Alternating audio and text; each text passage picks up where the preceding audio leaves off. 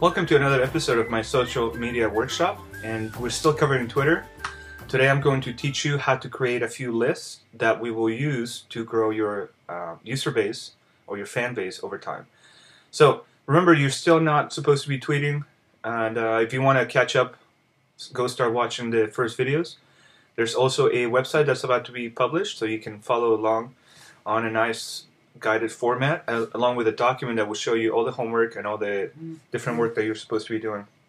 So let's talk a little bit about lists on Twitter. And lists are a really good feature that Twitter introduced a while ago. They help you manage different interests and different groups of people without having to follow them, or when you want to really interact with that group of people. So I would like you to create 3 lists. One will be private, that means only you will be able to see it, and 2 will be public. So let me show you how you create that. So from your Twitter account that you created earlier in the series, you are going to go to your home. Then on the top right over here, you click on the icon for your profile and go to lists. From there, you're going to see 2 things.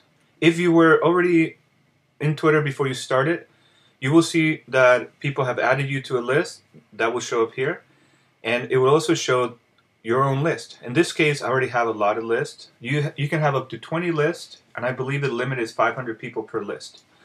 So we're going to create a new list with this button on the top right.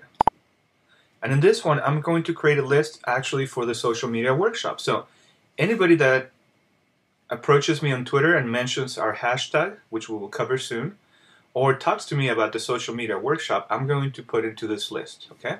So this is going to be called 30 Days to Social. And that's the name of my list. You can give it a description, and in my case, I'm going to say that this is the 30 Day to Social list for my social media workshop.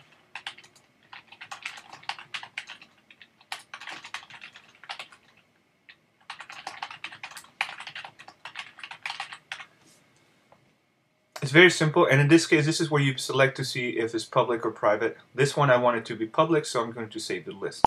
By the way, if you approach me on Twitter and let me know that you're following my series, I will add you to that list, which will in turn put you in touch with other people that are also doing the program. So that leads me to my next point. A list is a way for you to put people into a group, into a community that has a common thread. And the common thread in this case is the social media workshop. So it's very important that you create lists. They will help you a lot in the future, not only to manage all the input that you get from Twitter, but to establish connections and to remember who belongs to what group. So for example, some of the lists that you may create are potential customers or a regional list. For example, you could say that you're going to add all the business owners you know from your county or your city. Another one might be a hobby. If you are into, I don't know, underwater basket weaving, you can create a list for that and put everybody that you know that plays or that participates in the hobby, you can add them to that list. So create 3 lists. I would like you to create one that's private, and let me tell you about the private one. I'm going to, notice that, see this message here? You cannot create a list that starts with a number. So I have to go back and fix that. And I will do that after the video, but I want you to create a private list. This will be a list for you to target certain people that you want to have as your followers. This is a long-term plan, so create a list. Again, list and create list. And you want to give it a name, like private list of fans.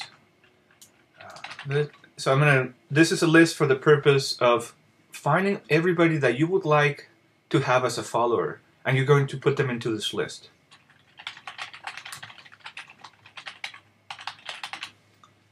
And we're going to create that as a private list, save it, and that's it. The tip of the day is to create a list, actually create 3 lists. The other 2 that you're going to create are related to whatever interest that is bringing you to Twitter. If it's business, then create a list maybe about create a list of competitors. But of course, you don't want to call it competitors because then they will notice that you are a competitor. Call it maybe service providers, or if you sell cookies, maybe you can call it a list of bakers in the area, or whatever it is that you're after on Twitter. Make a list to classify those people. In my case, let me show you some of the lists I have created.